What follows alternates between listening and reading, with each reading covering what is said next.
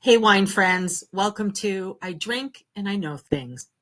I'm Michelle, and today's Rip from the Headlines topic is tariffs.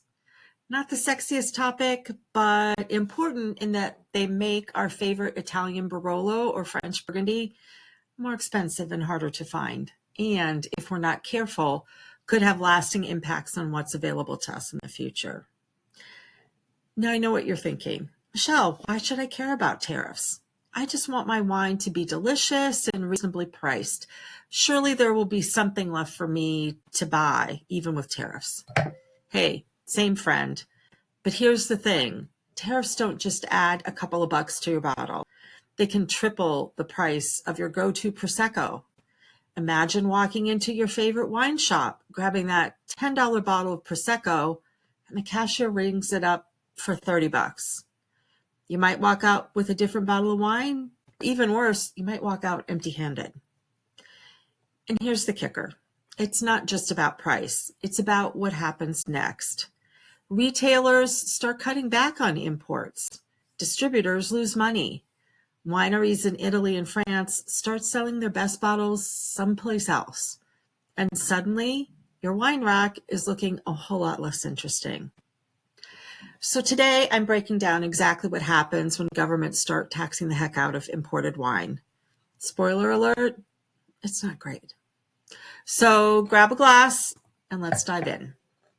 So wine, as you probably already know, is a global industry. Pinot Noir, grown in the US and in France, are both delicious, but they're not really interchangeable. You can't just copy paste a French Burgundy into California. Terroir, meaning the land, the climate, and the history of how a place makes wine, plays a huge role in what makes that wine special. So Italy, France, and Germany aren't just making wine for themselves, they're exporting it all over the world, sending over 25% of what they make into the US. And because it's so widely traded, wine gets caught in the crossfire of politics, taxes, and tariffs, which is exactly what's happening now. So let's talk about what happens when the government slaps tariffs on wine.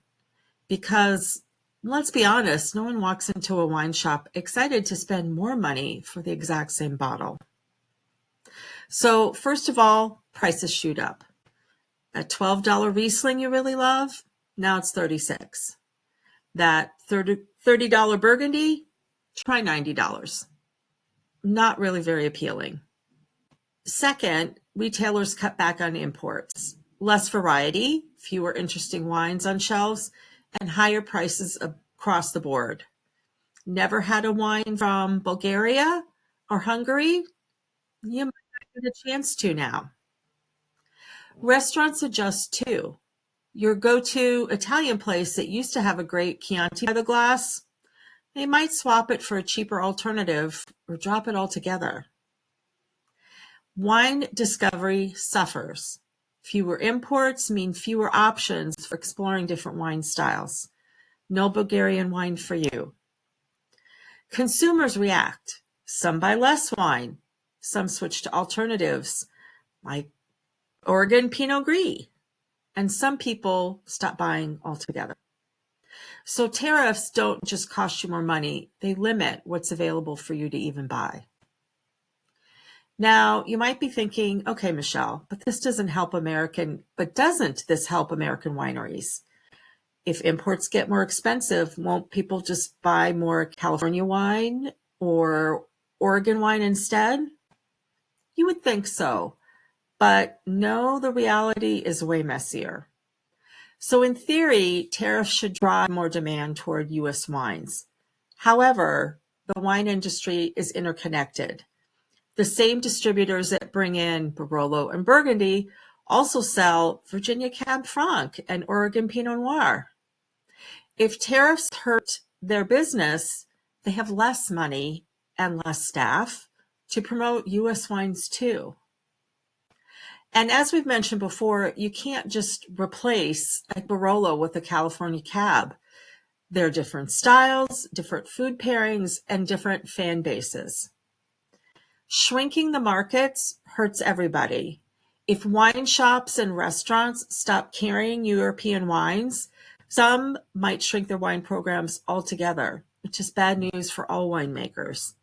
So really, what we can draw out of this is a struggling wine market doesn't help anyone, not even U.S. producers. And what happens to the European wineries if these tariffs go into effect? Well, winemakers are not just sitting around hoping the U.S. will lower tariffs. They've got to make money now. Losing U.S. sales means finding new buyers. Italy, France, Germany start selling more to Asia, South America, and other European countries. But here's the real kicker. Even if the U.S. drops tariffs later, these wineries might not come back. If they've built relationships in new markets, why would they switch back to the U.S.? It's like going back to that boyfriend that you forgot why you even broke up, and after the first date realizing, oh yeah, I still don't really trust them. If they've locked in distribution deals in China or Japan, those allocations might never be available to the U.S. anymore. So tariffs don't just change the prices, they change the path of global wine supply forever. One of the best real-world examples I can give you from not that long ago, a 2019 action where the EU and the US were in a fight over airplanes, Airbus versus Boeing. And guess what happened? French wine got slapped with a 25% tariff, along with Spanish and German wines. And the fallout? Wine importers in the U.S. panicked. They stopped buying European wine, some of them altogether. Small European wineries, like my favorite winery in Bulgaria, that depended on the U.S. market, took a massive hit. Restaurants had to either raise prices or ditch certain wines from their menus, leaving us with less choice and not more. And then the EU retaliated by taxing American whiskey. Lesson learned, these tariffs started over airplanes, but they ended up hitting multiple industries and consumers who had nothing to do with the original dispute. The effects of tariffs ripple out in unexpected ways. And if thinking about these tariffs makes you want to open another bottle of wine, I'm right there with you. It's frustrating, it's complicated, it seems highly unnecessary, and honestly, it feels ridiculous to break this beautiful wine market and end hundreds of years of European wine imports over somebody's idea of a political maneuver. So what can you do? Well, one of the things you can do is support your favorite wines while you can. If you love a certain producer, now might be the time to stock up. And really, the second thing you can do is call your congressional reps and let them know how you feel. Wine lovers, restaurant owners, and importers have real influence. Policymakers need to hear from the people who are affected by these tariffs.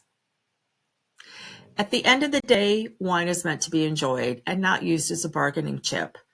So if you need an excuse to drink that special bottle of wine that you've been saving, consider this your sign. Cheers.